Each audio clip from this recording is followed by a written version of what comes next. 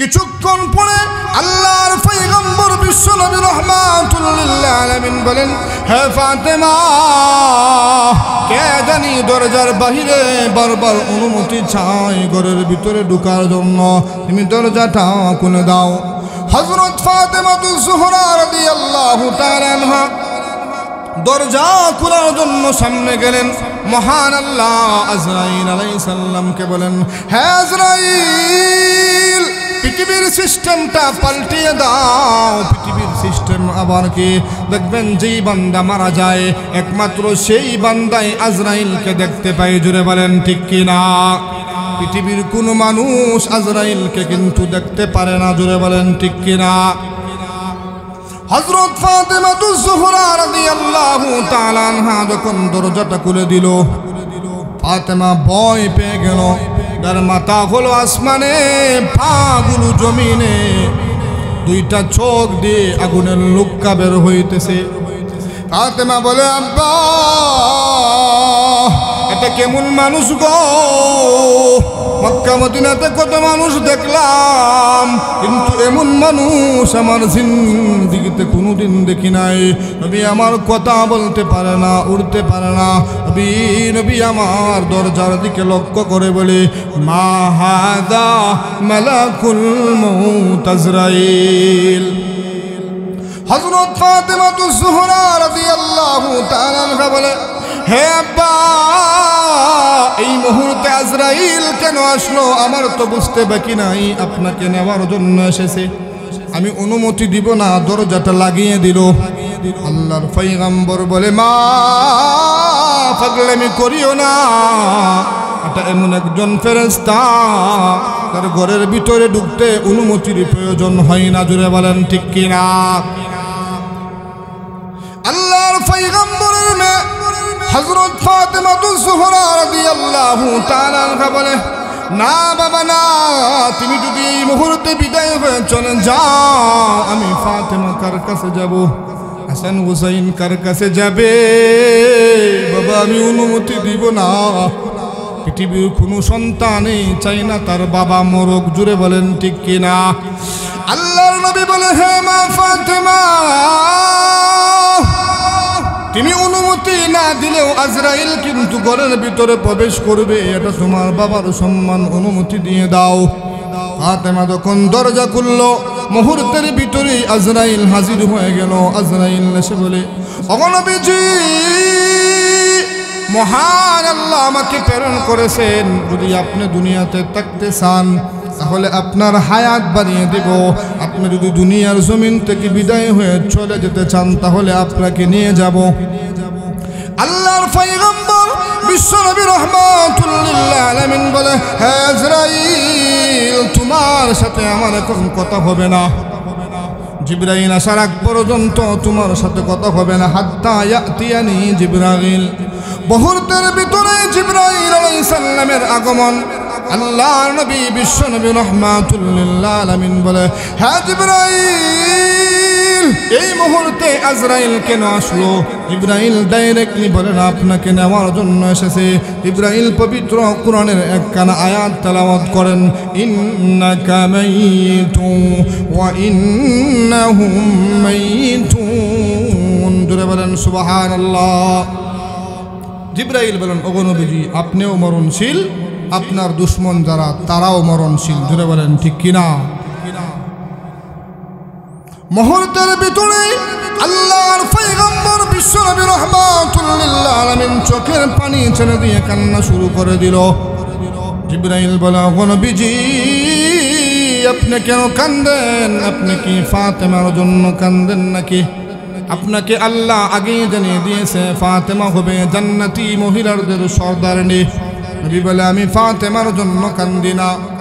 জিবরাইল বলে, ওগো নবীজি, তাহলে আপনি কি হাসান হুসাইনের জন্য কান্দেন? আপনাকে আল্লাহ আগেই জানিয়ে দিয়েছেন, ওয়াল হাসান ওয়াল হুসাইন সাইয়্যিদা শাবাবি আহলিল জান্নাহ। হাসান হুসাইন জান্নাতি যুবকদের সর্দার হবে। নবী আমার বলে, না, আমি হাসান হুসাইনের জন্য কান্দি না। তাহলে আপনি কি পৃথিবীর জমিন থেকে বিদায় হয়ে চলে যাবেন এই জন্য কান্দেন নাকি? নবী আমার বলে, না, আমি এই জন্যও কান্দি না। জিবরাইল বলে, ওগো নবীজি, তাহলে আপনি কেন কান্দেন? আল্লাহর পয়গম্বর বিশ্বনবী রাহমাতুল লিল আলামিন ইন্তিকালের সময় উম্মতকে বলে নাই।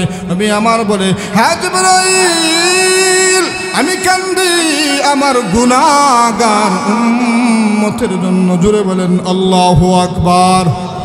হে মুসলমান ইমানদার ভাই,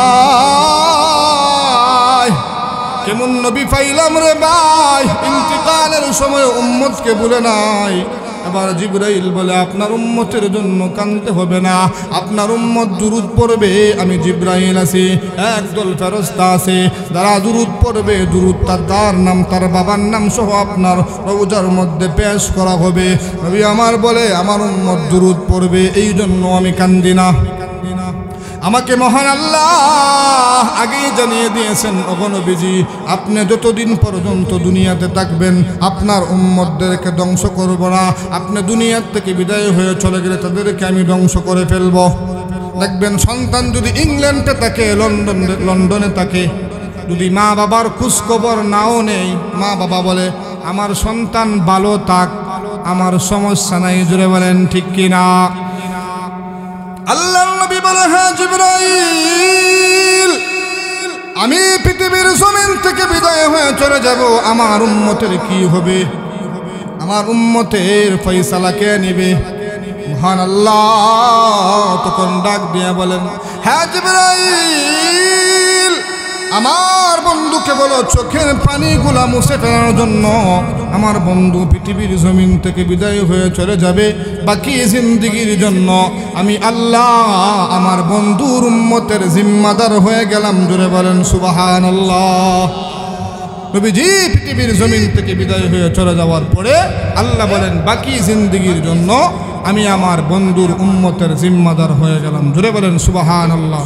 তাহলে নবীজির কি পরিমাণ উম্মতের জন্য মায়া, ইন্তিকালের সময়ও নবী উম্মতকে ভুলে নাই। এই জন্য আমার প্রাণের বায়না, আল্লাহর হাবিব বিশ্ব নবী রাহমাতুল লিল আলামিন যখন মেরাজে গেলেন, মেরাজ থেকে আসার পরে আম্মা জান হযরত খাদিজাতুল কুবরা রাদিয়াল্লাহু তাআলা আনহাকে বলেন, হে খাদিজা, আমি যখন জাহান্নামে গেলাম, গিয়ে দেখি জাহান্নামের অধিবাসী বেশিরভাগ মহিলারাই জাহান্নামের আগুনের মধ্যে জ্বলতেছে। জোরে বলেন নাউজুবিল্লাহ। মহান আল্লাহ ডাক দিয়া বলেন, হে জিবরাইল, ও আমেনা, হালেমা, হে জিবরাইল, তুমিও বলো দেখি নাই, আমেনাও বলে দেখি নাই, হালেমাও বলে দেখি নাই। তাহলে দেখি নাই দ্বারা আমার বন্ধু সম্মান বাড়ে না।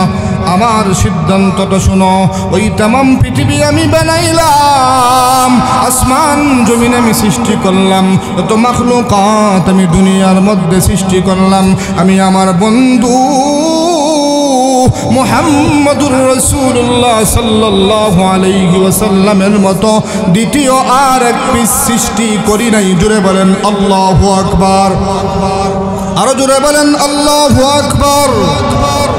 আল্লাহ বলেন, হ্যাঁ জিবরাইল, আমার সিদ্ধান্তটা শুনো, কারণ গ্রামের একটি প্রবাদ বাক্য আছে যা আমি দেখছি না থাকতেও পারে। জোরে বলেন ঠিক কিনা? আল্লাহ বলেন, এই আসমান জমিন কত মাখলুকাত আমি দুনিয়ার মধ্যে সৃষ্টি করলাম, আমি আমার বন্ধুর মতো দ্বিতীয় আর এক পিস সৃষ্টি করি নাই। জোরে বলেন সুবহানাল্লাহ। তাহলে ভাই, সুন্দরের ওয়াজ করতে গেলে ঘন্টার পর ঘন্টা চলে যাবে, রাত্রের পর রাত চলে যাবে। সুন্দরের ওয়াজ করে, আমাদের নবীর সুন্দরের ওয়াজ করে শেষ করা সম্ভব হবে না। জোরে বলেন ঠিক কিনা?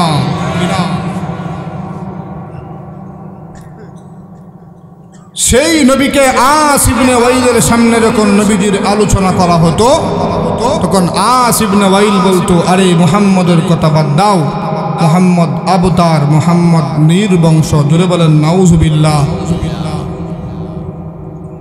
নবীজির কলিজার মধ্যে আঘাত, মনটা দুর্বল হয়ে আছে। এমন সময় মহান আল্লাহ জিবরাইল আলাইহিস সালামকে সূরাতুল কাউসার দিয়ে পাঠিয়ে দিলেন। জোরে বলেন সুবহানাল্লাহ। আমার পরে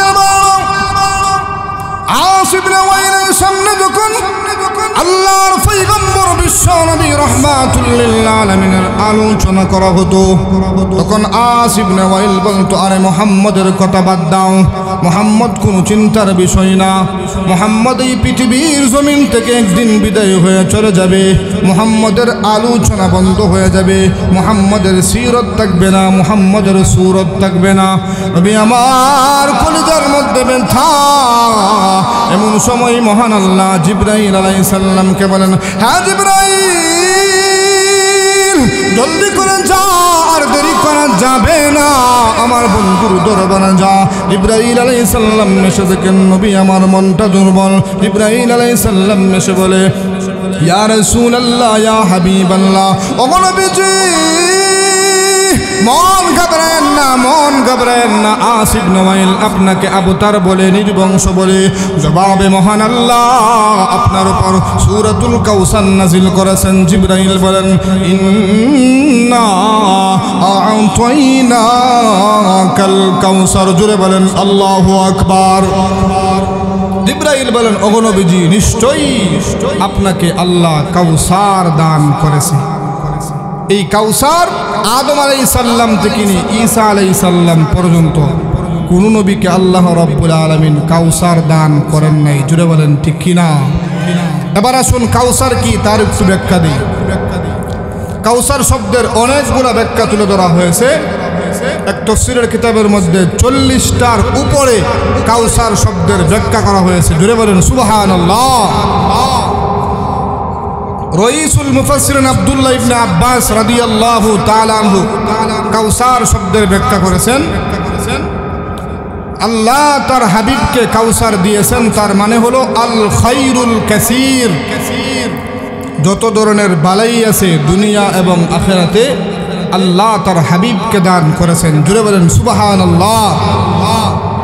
কাউসার শব্দটির আরেকটা ব্যাখ্যা হলো, কাউসার শব্দটি কাসরুন থেকে উদ্গত, যার অর্থ হলো আল্লাহ রাব্বুল আলামিন তার হাবিবকে কোটি কোটি রুহানি উম্মত দান করে। তো থাকবনি কিয়ামত পর্যন্ত নবীর রুহানি সন্তানরা, উম্মতেরা নবীজির আলোচনা যতদিন পৃথিবী থাকবে, দুনিয়া থাকবে, ততদিন নবীজির আলোচনা থাকবে। জোরে বলেন ঠিক কিনা?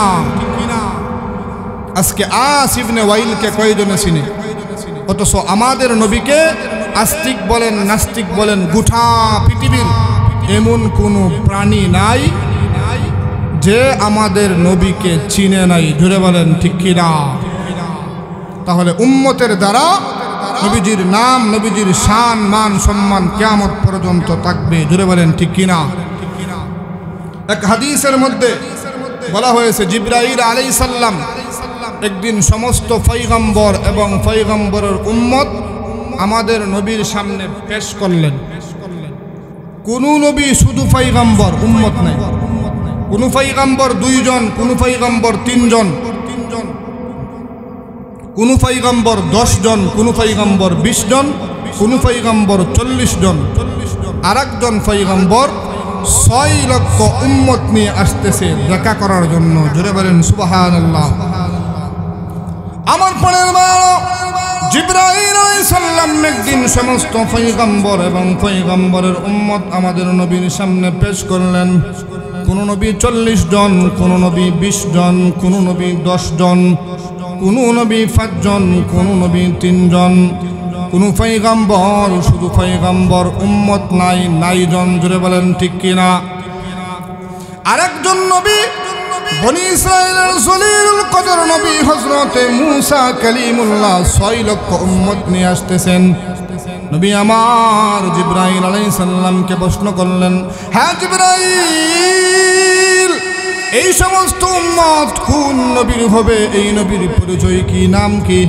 জিবরাইল আলাইহিস সালাম বলে, ওগো নবীজি, এই সমস্ত উম্মত বনি ইসরাইলের জলিলুল কদর নবী হযরতে মূসা কালিমুল্লাহ। জুড়ে বলেন সুবহানাল্লাহ। এবার নবীজির মনটা দুর্বল হয়ে গেল। তাহলে কি মূসা আলাইহিস সালামের উম্মত আমার উম্মতের চাইতে বেশি হয়ে যাবে নাকি? আপনারা কি বলেন, মূসা আলাইহিস সালামের উম্মত কি আমাদের নবীর উম্মতের চাইতে বেশি হয়ে যাবে? না। মুহূর্তের ভিতরে আল্লাহ রাব্বুল আলামিন জিবরাইল আলাইহিস সালামকে বলেন, হ্যাঁ জিবরাইল, আমার বন্ধুকে বলো সামনের দিকে তাকানোর জন্য। নবী আমার যখন সামনের দিকে তাকাইলো, এই পরিমাণ উম্মতের কারণে সামনের আসমান পর্যন্ত ঘুরে গিয়েছে, দেখা যায় না। আল্লাহর পয়গম্বর বিশ্ব নবী রাহমাতুল লিল আলামিন বলে, হ্যাঁ জিবরাইল, এই সমস্ত উম্মত কোন নবীর হবে? জিবরাইল আলাইহিস সালাম বলে, ইয়া রাসূলুল্লাহ, ইয়া হাবিবাল্লাহ, ও নবীজি, এই সমস্ত উম্মত আর কোন নবীর না, আর কোন নবীর না। ওই সমস্ত উম্মত আপনি বিশ্ব নবীর। জুড়ে বলেন সুবহানাল্লাহ। শুধু তাই না, আল্লাহ রাব্বুল আলামিন বলেন, হ্যাঁ জিবরাইল, আমার বন্ধুকে বলে পিছনের দিকে তাকানোর জন্য। নবী আমার যখন পিছনের দিকে তাকাইলো, এই পরিমাণ উম্মতের কারণে পিছনের আসমান পর্যন্ত ঘুরে গিয়েছে। নবী আমার বলে, হে জিবরাইল, এই সমস্ত উম্মত কোন নবীর হবে? জিবরাইল আলাইহিস সালাম বলে, ও নবীজি, এই সমস্ত উম্মত আর কোন নবীর না, আর কোন নবীর না। ওই সমস্ত উম্মত আপনি বিশ্ব নবীর। জুড়ে বলেন সুবহানাল্লাহ। শুধু তাই না, আল্লাহ রাব্বুল আলামিন বলেন, হে জিবরাইল, আমার বন্ধুকে বলো ডান দিকে তাকানোর জন্য। নবী আমার যখন ডান দিকে তাকাইলো, এই পরিমাণ উম্মতের কারণে ডান দিকের আসমান পর্যন্ত ঘুরে গিয়েছে। আল্লাহ বলেন, হ্যাঁ জিবরাইল, আমার বন্ধুকে বলো বাম দিকে তাকানোর জন্য। নবী আমার যখন বাম দিকে তাকাইলো, এই পরিমাণ উম্মতের কারণে বাম দিকের আসমান পর্যন্ত ঘুরে গিয়েছে। নবী আমার জিবরাইল আলাইহিস সালামকে বলেন, হ্যাঁ জিবরাইল, এই সমস্ত উম্মত কোন নবীর হবে? জিবরাইল আলাইহিস সালাম বলে, ওগো নবীজি, ওই যে সামনে পিছনে ডানে বামে যত উম্মত দেখানো হয়েছে, এই সমস্ত উম্মত আর কোন নবীর না, আর কোন নবীর না। ওই সমস্ত উম্মত আপনি বিশ্ব নবীর। জোরে বলেন আল্লাহু আকবার। উম্মতের কারণে কিয়ামতের কঠিন ময়দানে নবী আমার গর্ব করবেন, ফখর করবেন যে আমার উম্মত সব চাইতে বেশি হবে। জোরে বলেন সুবহানাল্লাহ। এক হাদিসের মধ্যে বলা হয়েছে, জান্নাতি উম্মতের কাতার হবে 120 কাতার, এর মধ্যে উম্মতে মুহাম্মদীর কাতার হবে 80 কাতার। জোরে বলেন সুবহানাল্লাহ। জান্নাতি উম্মতের কাতার হবে 120 কাতার, এর মধ্যে উম্মতে মুহাম্মদীর কাতার হবে 80 কাতার। আদম আলাইহিস সালাম থেকে নিয়ে ঈসা আলাইহিস সালাম পর্যন্ত সমস্ত নবী মিলে কাতার হবে 40 কাতার। সমস্ত নবী মিলেও আমাদের নবীর উম্মতের সমান হবে না। জোরে বলেন ঠিক কিনা? তাহলে আমরা নবী পাইলাম দামি, উম্মতও দামি। জোরে বলেন ঠিক কিনা? আমাদের নবীর উম্মত হওয়ার জন্য অন্য পয়গম্বররা পর্যন্ত দোয়া করেছেন। আল্লাহ রাব্বুল আলামিন ঈসা আলাইহিস সালামের দোয়াটা কবুল করেছেন। তিনি আবার কিয়ামতের আগে দুনিয়াতে আসবেন, তবে নবী হয়ে না, আমাদের নবীর উম্মত হয়ে। জোরে বলেন সুবহানাল্লাহ। এত দামি নবীর উম্মত হইলাম, কোনোদিন কি আল্লাহর কাছে আমরা দোয়া করেছি? আল্লাহ বিনা দোয়াই আমাদেরকে দামি নবী বানিয়েছেন, দামি নবীর উম্মত বানিয়েছেন। জোরে বলেন সুবহানাল্লাহ। আমার প্রাণের বড় আস ইবনে ওয়াইল যখন আল্লাহর হাবিবকে নিয়ে কটূক্তি করে, আস ইবনে ওয়াইল যখন নবীকে আবতার বলে গালি দেয়, নির্বংশ বলে গালি দেয়, মহান আল্লাহ বলেন, ওগো নবীজি, মন ঘাবড়েন না, মন ঘাবড়েন না। আমি আপনাকে এত মাকাম দান করলাম, এত সম্মান দান করলাম, এই সম্মান আর মাকাম অন্য কোনো নবীকে আমি দেই নাই। জুড়ে বলেন ঠিক কিনা? এই জন্য কিয়ামতের কঠিন ময়দানে আল্লাহ রাব্বুল আলামিন যখন বিচার শুরু করবেন, বিচার শুরু করার পরে সমস্ত পয়গম্বর আল্লাহর পয়গম্বর হযরত আদম আলাইহিস সালাম থেকে নিয়ে ঈসা আলাইহিস সালাম পর্যন্ত সমস্ত নবীদেরকে বলবেন, আপনারা হলেন নিষ্পাপ মাসুম, যান জান্নাতের মধ্যে চলে যান, আপনাদের কোনো হিসাব হবে না। সর্বপ্রথম আল্লাহর পয়গম্বর হযরত আদম আলাইহিস সালামকে বলবেন, আপনি প্রথম নবী, যান জান্নাতের মধ্যে চলে যান, আপনার কোনো হিসাব হবে না। আল্লাহর পয়গম্বর হযরত আদম আলাইহিস সালাম জান্নাতের সামনে যাবেন, গিয়া দেখবেন জান্নাত তালা দেওয়া, এইভাবে কর্নার দিবেন, বলবেন হ জান্নাতের প্রহরীরা, জান্নাতের গেটটা খুলে দাও না। ভিতর থেকে আওয়াজ আসবে, মান আনতা, কে আপনি, আপনার পরিচয় দিন। আল্লাহর পয়গম্বর হযরত আদম আলাইহিস সালাম বলবেন, আমি হলাম আদম শফিউল্লাহ। জান্নাতের প্রহরীরা ডাক দিয়া বলবেন, না না না, এখনো সময় হয় নাই, অপেক্ষা করেন। তারপর যাবেন আল্লাহর পয়গম্বর হযরত নূহ আলাইহিস সালাম। নূহ আলাইহিস সালাম গিয়া বলবেন, হ জান্নাতের প্রহরীরা, জান্নাতের গেটটা খুলে দাও না। ভিতর থেকে আওয়াজ আসবে, কে আপনি, আপনার পরিচয় দিন। আল্লাহর পয়গম্বর হযরত নূহ আলাইহিস সালাম বলবেন, আমি হলাম নূহ নবী। জান্নাতের প্রহরীরা ডাক দিয়া বলবেন, না না না, এখনো সময় হয় নাই, অপেক্ষা করেন। তারপর যাবেন আল্লাহর পয়গম্বর হযরত ইব্রাহিম আলাইহিস সালাম। ইব্রাহিম আলাইহিস সালাম গিয়া বলবেন, ও জান্নাতের প্রহরীরা, জান্নাতের গেটটা খুলে দাও না। ভিতর থেকে আওয়াজ আসবে, কে আপনি, আপনার পরিচয় দিন। আল্লাহর পয়গম্বর হযরত ইব্রাহিম আলাইহিস সালাম বলবেন, আমি হলাম ইব্রাহিম খলিলুল্লাহ। জান্নাতের প্রহরীরা ডাক দিয়া বলবেন, না না, এখনো সময় হয় নাই, অপেক্ষা করেন। তারপর যাবেন আল্লাহর পয়গম্বর হযরত মূসা আলাইহিস সালাম। মূসা আলাইহিস সালাম গিয়া বলবেন, ও জান্নাতের প্রহরীরা, জান্নাতের গেটটা খুলে দাও না। ভিতর থেকে আওয়াজ আসবে, কে আপনি। আল্লাহর পয়গম্বর হযরত মূসা আলাইহিস সালাম বলবেন, আমি হলাম মূসা কালিমুল্লাহ। জান্নাতের প্রহরীরা ডাক দিয়া বলবেন, না না, এখনো সময় হয় নাই, অপেক্ষা করেন। তারপর যাবেন আল্লাহর পয়গম্বর হযরত ঈসা আলাইহিস সালাম। ঈসা আলাইহিস সালাম গিয়া বলবেন, ও জান্নাতের প্রহরীরা, জান্নাতের গেটটা খুলে দাও না। ভিতর থেকে আওয়াজ আসবে, কে আপনি, আপনার পরিচয় দিন। আল্লাহর পয়গম্বর হযরত ঈসা আলাইহিস সালাম বলবেন, আমি হলাম ঈসা রূহুল্লাহ। জান্নাতের প্রহরীরা ডাক দিয়া বলবেন, না না, এখনো সময় হয় নাই, অপেক্ষা করেন।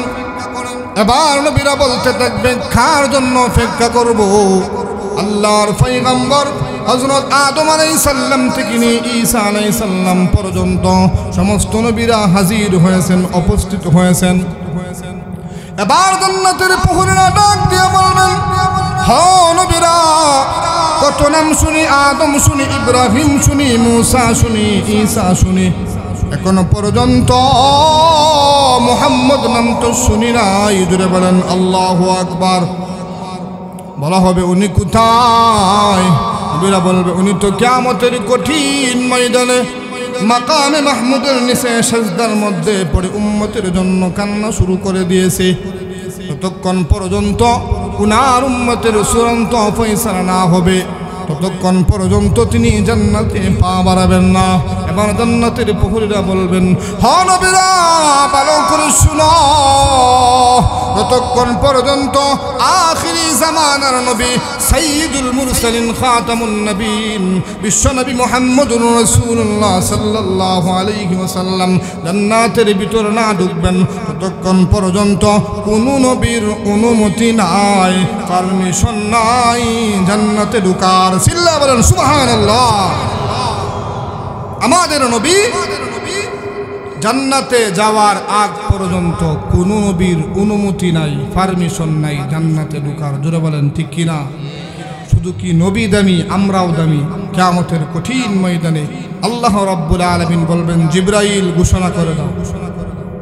জিবরাইল আলাইহিস সালাম কিয়ামতের কঠিন ময়দানে ঘোষণা করে দিবে, যতক্ষণ পর্যন্ত আখিরি জামানার নবী মুহাম্মদুর রাসূলুল্লাহ সাল্লাল্লাহু আলাইহি ওয়াসাল্লামের উম্মত জান্নাতের ভিতরে না ঢুকবেন, ততক্ষণ পর্যন্ত কোনো নবীর উম্মতের অনুমতি নাই, পারমিশন নাই জান্নাতে ঢোকার। জোরে বলেন সুবহানাল্লাহ।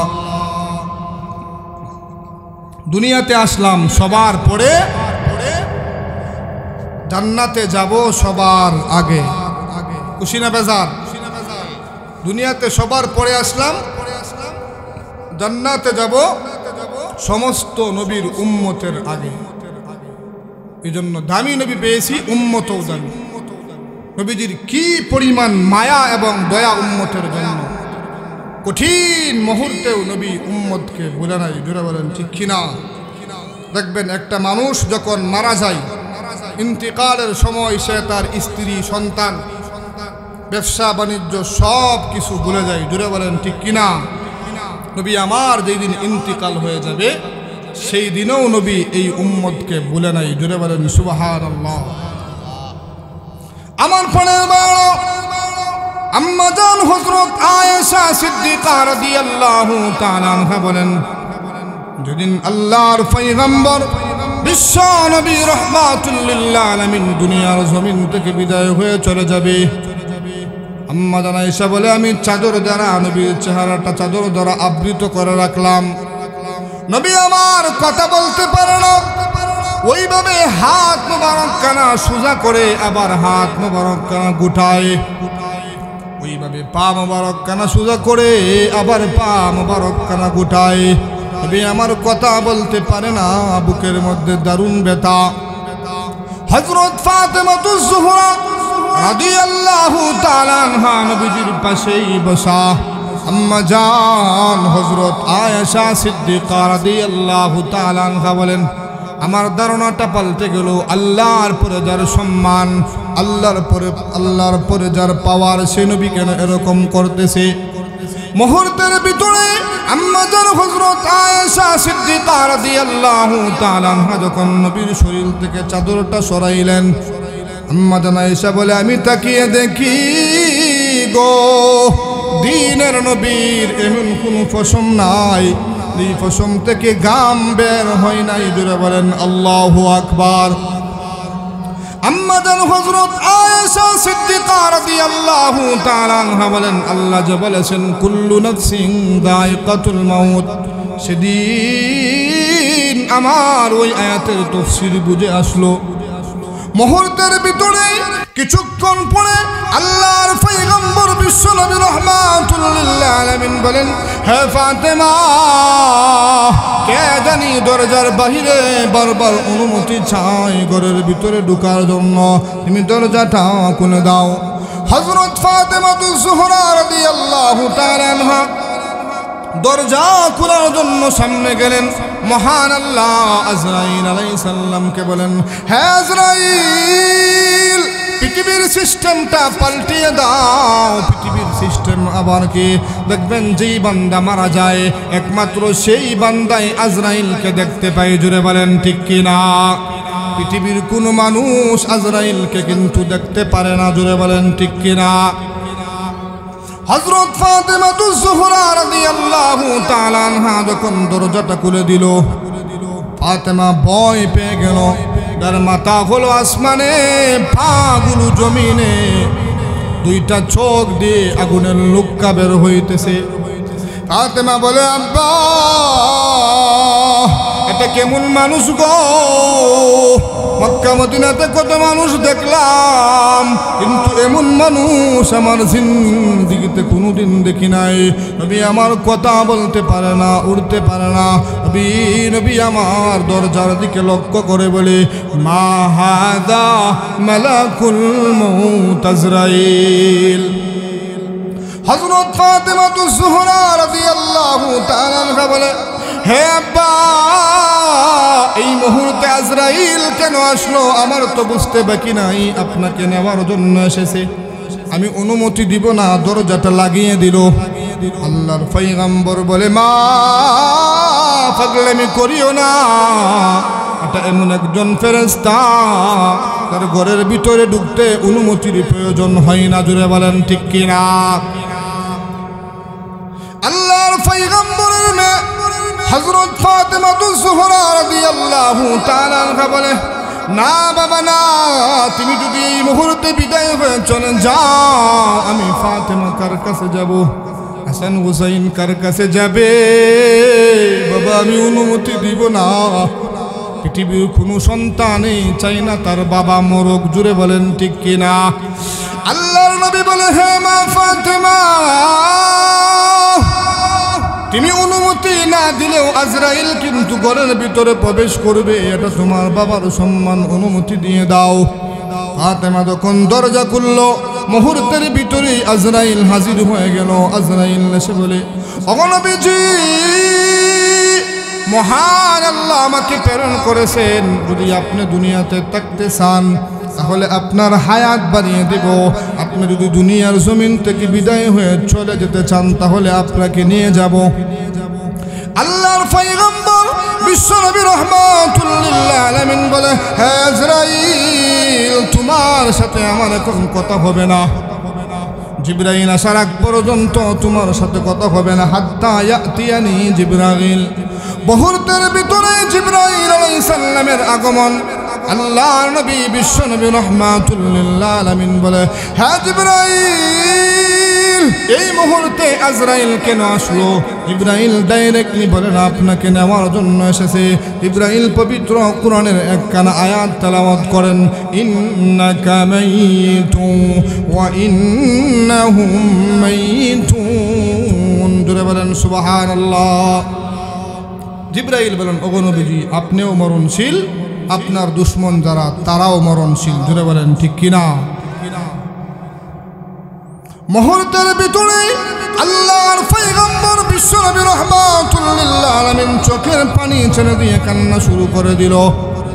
জিবরাইল বলে, ওগো নবীজি, আপনি কেন কাঁদেন? আপনি কি ফাতেমার জন্য কাঁদেন নাকি? আপনাকে আল্লাহ আগেই জানিয়ে দিয়েছে ফাতেমা হবে জান্নাতি মহিলাদের সর্দারনি।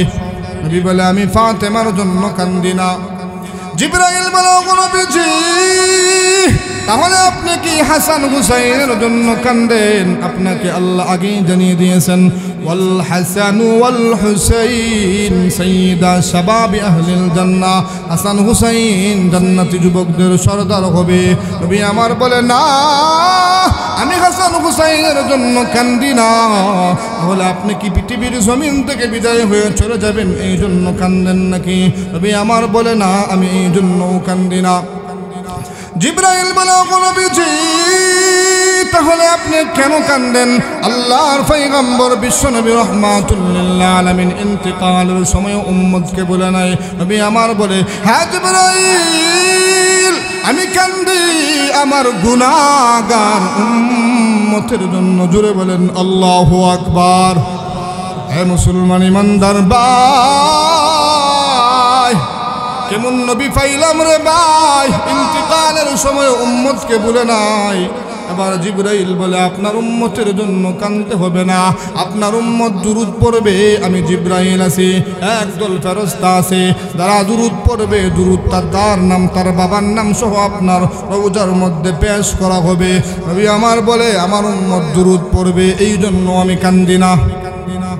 আমাকে মহান আল্লাহ আগেই জানিয়ে দিয়েছেন, ওগো নবীজি, আপনি যতদিন পর্যন্ত দুনিয়াতে থাকবেন আপনার উম্মতদেরকে ধ্বংস করব না। আপনি দুনিয়ার থেকে বিদায় হয়ে চলে গেলে তাদেরকে আমি ধ্বংস করে ফেলব।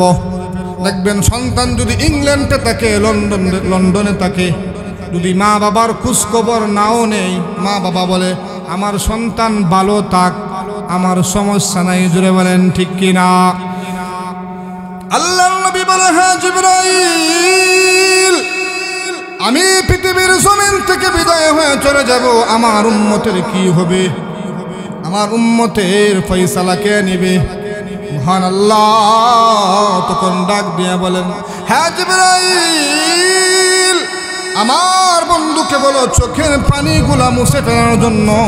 আমার বন্ধু পৃথিবীর জমিন থেকে বিদায় হয়ে চলে যাবে, বাকি জিন্দেগির জন্য আমি আল্লাহ আমার বন্ধুর উম্মতের জিম্মাদার হয়ে গেলাম। জোরে বলেন সুবহানাল্লাহ। নবীজি পৃথিবীর জমিন থেকে বিদায় হয়ে চলে যাওয়ার পরে আল্লাহ বলেন, বাকি জিন্দেগির জন্য আমি আমার বন্ধুর উম্মতের জিম্মাদার হয়ে গেলাম। জোরে বলেন সুবহানাল্লাহ। তাহলে নবীজির কি পরিমাণ উম্মতের জন্য মায়া, ইন্তিকালের সময়ও নবী উম্মতকে ভুলে নাই। এই জন্য আমার প্রাণের বায়না, আল্লাহর হাবিব বিশ্ব নবী রাহমাতুল লিল আলামিন যখন মেরাজে গেলেন, মেরাজ থেকে আসার পরে আম্মা জান হযরত খাদিজাতুল কুবরা রাদিয়াল্লাহু তাআলা আনহাকে বলেন, হে খাদিজা, আমি যখন জাহান্নামে গেলাম, গিয়ে দেখি জাহান্নামের অধিবাসী বেশিরভাগ মহিলারাই জাহান্নামের আগুনের মধ্যে জ্বলতেছে। জোরে বলেন নাউজুবিল্লাহ। এজন্য মা বোন যারা আছে তাদের বিষয়ে কিছু ওয়াজ করা দরকার।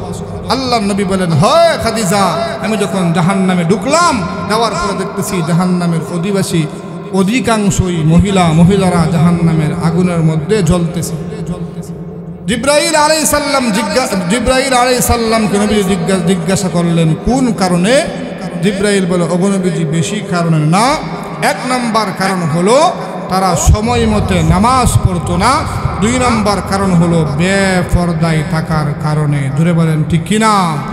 3 নম্বর কারণ হলো স্বামীর অবাধ্যতা হওয়ার কারণে।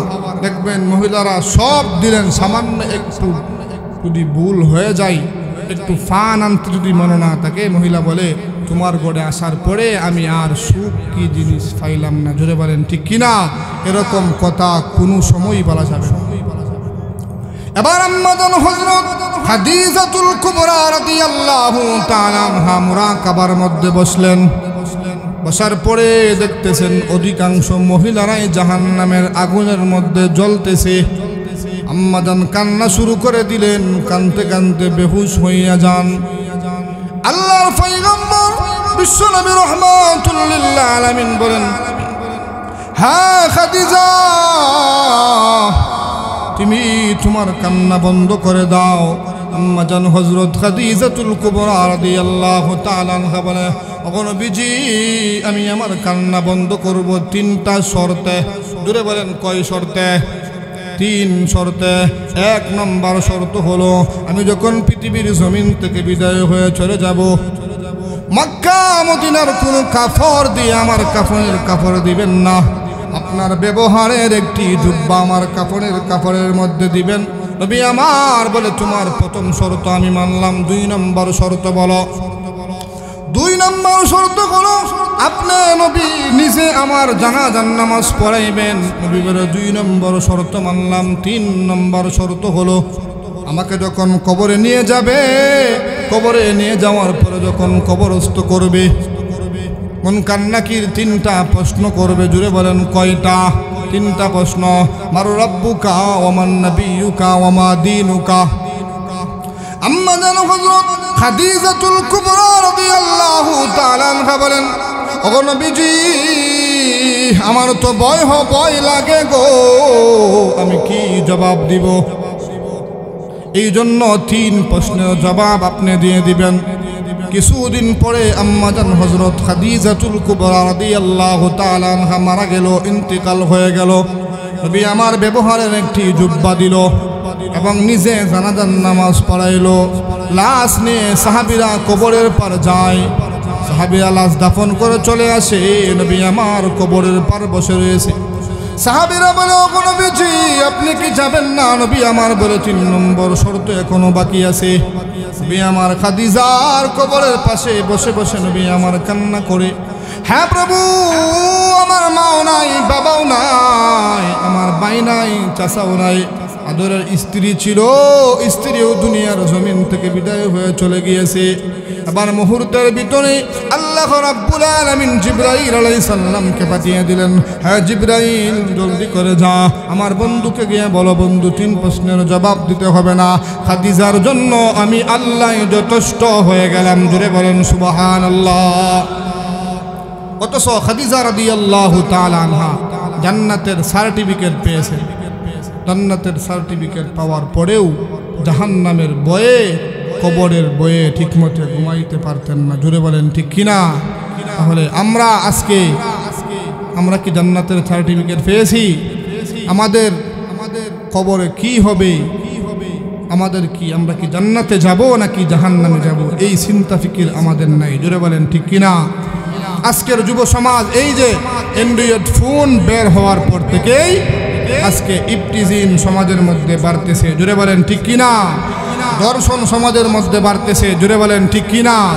যুব সমাজ মদ, জুয়া, এবার প্রতি বেশি আসক্ত হয়ে যাইতেছে। জুড়ে বলেন ঠিক কিনা? অথচ আল্লাহ রাব্বুল আলামিন পরিষ্কার কুরআনের আয়াতের মধ্যে বলেন, ইয়া আইয়ুহাল্লাযীনা আমানু ইন্নামাল খামরু ওয়াল মাইসিরু ওয়াল আনসাবু ওয়াল আজলাম আল্লাহ রাব্বুল আলামিন মদ জুয়া এগুলাকে পরিষ্কার হারাম করেছেন। জোরে বলেন ঠিক কিনা? আজকে আমরা সাধারণ মানুষ, আমাদের মধ্যে এক শ্রেণীর মানুষ, আমাদের ধারণা হলো যে পীর সাহেবের কাছে মুরিদ হলে আমাদের আর নামাজ রোজার প্রয়োজন নাই। জোরে বলেন ঠিক কিনা? আপনার পীরেরই কবর থাকবে না, আপনার ল্যাংটা জটা এইভাবে লাল শালুকওয়ালা তারা ইয়া নাফসি বলতে থাকবে। আল্লাহর পয়গম্বর হযরত আদম আলাইহিস সালাম থেকে নিয়ে ঈসা আলাইহিস সালাম পর্যন্ত সমস্ত নবীরা পর্যন্ত সেই দিন ইয়া রব্বি নাফসি আমার কি হবে? আপনার পীরকে তো খুঁজেই পাওয়া যাবে না। জোরে বলেন ঠিক কিনা? এর একমাত্র দায়িত্ব হবে আমাদের নবী, বিশ্ব নবী মুহাম্মদুর রাসূলুল্লাহ সাল্লাল্লাহু আলাইহি ওয়াসাল্লামের হাতে। জোরে বলেন ঠিক কিনা? এই জন্য ভাই, এই যে ওয়াজ মাহফিল করতেছি, ওয়াজ মাহফিলের আয়োজন করলেন, এখানে শিক্ষা নিয়ে অনেক বিষয় আছে। শিক্ষা নিয়ে বিষয় হলো আল্লাহ যেই বিধানগুলা দিয়েছে এগুলা পালন করতে হবে, আল্লাহ যেগুলা নিষেধ করেছেন এগুলা বর্জন করতে হবে। জুড়ে বলেন ঠিক কিনা? আল্লাহর বিধান হলো নামাজ ঠিকমতো পড়া, রোজা রাখা, হজ করা, যাকাত দেওয়া, এগুলো অবশ্যই পালনীয়, পালন করতে হবে। জুড়ে বলেন ঠিক কিনা? আল্লাহর নিষিদ্ধ বিধান হলো সুদ খাওয়া যাবে না, ঘুষ খাওয়া যাবে না, এইভাবে জিনা করা যাবে না, মদ খাওয়া যাবে না, গাঞ্জা খাওয়া যাবে না, এবা খাওয়া যাবে না। এগুলো আল্লাহর নিষিদ্ধ বিধান, এগুলো অবশ্যই বর্জন করতে হবে। জোরে বলেন ঠিক কিনা? যদি আজকের যুব সমাজ কোরআনকে আঁকড়ে ধরে, কোরআনকে তারা মডেল বানিয়ে যদি সামনে চলে, আমি আল্লাহর কসম খেয়ে বলি, এই সমাজের যুবক যদি ভালো হয়ে যায়, গোটা পৃথিবী, গোটা বাংলাদেশটা একটা সোনার মদিনায় পরিণত হয়ে যাবে। জোরে বলেন ঠিক কিনা? এই জন্য যুবক ভাইদেরকে পায়ে হাত দিয়ে বলবো, ভাই তুমি যে আগামীকাল বাঁচবা তার কোনো গ্যারান্টি নেই। পত্র পত্রিকা ইন্টারনেট খুললে দেখা যায় হঠাৎ যুবক বাইক নিয়ে বের হয়েছে, অ্যাক্সিডেন্ট হয়ে যুবকের মৃত্যুবরণ করেছে। এই যে গত কয়েকদিন আগের ঘটনা, নবীনগর থানার পাশেই দুইজন যুবক মোটর সাইকেল নিয়ে নবীনগর ঢুকবে, এমন সময় ট্রাকের সাথে ধাক্কা খেয়ে জাগাত দুইজন তর তাজা যুবক শেষ। আহ ভাই যুবক, তুমি রঙিন স্বপ্ন দেখতেছো, দুনিয়া নিয়ে স্বপ্ন দেখো, হঠাৎ তোমার মৃত্যু হয়ে যাবে। এই জন্য বাবা, এই যে কবরস্থানের স্মরণে মাহফিল, কবরে যারা শুয়ে আছে তারা আফসোস করতেছে, কবরে টাকাওয়ালা, পয়সাওয়ালা, ক্ষমতাওয়ালা, যত টাকাওয়ালা, পয়সাওয়ালা, ক্ষমতাওয়ালাই থাক না কেন, কবরে এর কোনো পরিচয় চলে না। জোরে বলেন ঠিক কিনা? কবরে একমাত্র চলে ঈমান আর আমল। জোরে বলেন কি চলে? ঈমান আর আমল। ঈমান আমল যার বালা, কবর তার সাথে ভালো ব্যবহার করবে, ভালো আচরণ করবে। ঈমান আমল যদি ভালো না থাকে, যদি নবীর বাবাও হয়, নবীর যদি মেয়েও হয়, তাহলে কবরের আযাব থেকে বাঁচতে পারবে না। জোরে বলেন ঠিক কিনা? এই জন্য মুহতারাম হাজিরিন, কবরস্থানের স্মরণে মাহফিল, অনেকের বাবা চলে গিয়েছে, অনেকের মা, দাদা, দাদি, নানা, নানি অনেকেই কবরে শুয়ে গিয়েছে। আমরাও এই দুনিয়ার জমিনে আসি, আমরাও থাকবো না। জোরে বলেন ঠিক কিনা? সবাই মরতে হবে, মৃত্যুর স্বাদ সবাই গ্রহণ করতে হবে। কবরে যাওয়ার পরে তিনটা প্রশ্ন করবি, মার রাব্বুকা, তোমার রবকে, ওমান নাবিয়ুকা, তোমার নবীকে, ওমা দীনুকা, তোমার দিনকে, দিন কি? মনে করতেছি যে আমরা এই তিন প্রশ্নের জবাব আমরা দিয়ে দিব। যদি আপনার ঈমান আমল ভালো না থাকে, আপনি কি বলবেন? লা আদরি, লা আদরি। কবর থেকেই জাহান্নামের আযাব শুরু হয়ে যাবে। জুড়ে বলেন নাউজুবিল্লাহ। এই জন্য ভাই, কবর বড় কঠিন জায়গা, যেখানে কোনো সাথী নাই, যেখানে কোনো বাতি নাই, যেখানে দরজা নাই, জানালা নাই, বন্ধু নাই, বান্ধব নাই। এই কবরে সবার জবাব নিজেই দিতে হবে। জুড়ে বলেন ঠিক কিনা? আল্লাহ বলেন কুল্লু নাফসিম বিমা কাসাবাত রহিনা। প্রত্যেক নফস, প্রত্যেক ব্যক্তি যে যার কৃতকর্মের জন্য দায়ী। জুড়ে বলেন ঠিক কিনা? এই জন্য মুহতারাম হাজিরিন, আল্লাহ রাব্বুল আলামিন বলে, অগনবীজি আপনাকে কাউসার দিলাম। এই আয়াত, এই সূরার শেষের আয়াতে বলে ইন্না শানিয়াকা হুয়াল আবতার। অগনবীজি আপনাকে যারা আবতার বলে, নির্বংশ বলে, তারাই আবতার, তারাই নির্বংশ। জুড়ে বলেন ঠিক কিনা? আল্লাহ 2 নম্বর আয়াতে বলে ফাসাল্লি লিরাব্বিকা ওয়ানহার। অগনবীজি আপনাকে কাউসার দিলাম, তার শুকরিয়া স্বরূপ আপনাকে নামাজ পড়তে হবে এবং কুরবানি করতে হবে। নবীকে আল্লাহ আদেশ করতেছেন নামাজ পড়ার জন্য। তাহলে উম্মত কি নামাজ না পড়ে কোনো রেহাই আছে? কোনো রেহাই নাই। বা এই জন্য প্রবাসী ভাইয়েরাও অনেক কষ্ট করেছে, এই মাহফিলের জন্য টাকা পয়সা দিয়েছে, মা বোনেরাও অনেক কষ্ট করেছে। এই জন্য মা বোনদেরকে বলবো আপনারাও নামাজি হয়ে যান, দিনদার হয়ে যান।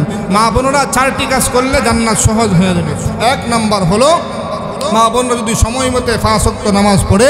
2 নাম্বার হলো স্বামীর খেদমত করা, স্বামীর অনুমতি ছাড়া বাজারে যাওয়া যাবে না, স্বামীর অনুমতি ছাড়া বাবার বাড়িতে যাওয়া যাবে না, স্বামীর অনুমতি ছাড়া ঘর থেকে বের হওয়া যাবে না। 3 নাম্বার হলো পর্দায় থাকা, 4 নাম্বার হলো লজ্জাস্থানের হেফাজত করা। এই 4 কাজ করতে পারলে আল্লাহর রসুল বলেছেন এই মহিলার জন্য জান্নাত ওয়াজিব হয়ে যাবে। জুড়ে বলেন সুবহানাল্লাহ। এই জন্য মুহতারাম হাজিরিন, আল্লাহ রাব্বুল আলামিন আমাদের সবাইকে আমরা যেন ঈমান আমল মজবুত করে কবরে যাইতে পারি সেই তৌফিক দান করুক। সকলেই বলি আমিন।